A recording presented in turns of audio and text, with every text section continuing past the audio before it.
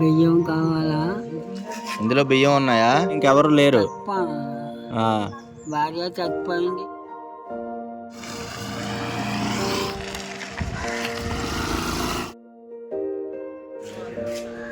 మేము ఏ ఊరో కనుక్కొని అక్కడికి వచ్చి మేము ఏదైనా హెల్ప్ చేయగలుగుతాం అని చెప్పేసి ఇక్కడ రావడం జరిగింది.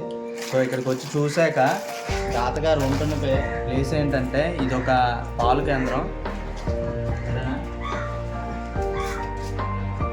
సో ఏమైనా హెల్ప్ చేద్దామని చెప్పేసి ఏమైనా ఉందా అని చెప్పేసి మేము ఇక్కడికి వచ్చాం. వచ్చాక ఏమీ లేదు. లేదమ్మా, ఎందుకు నేను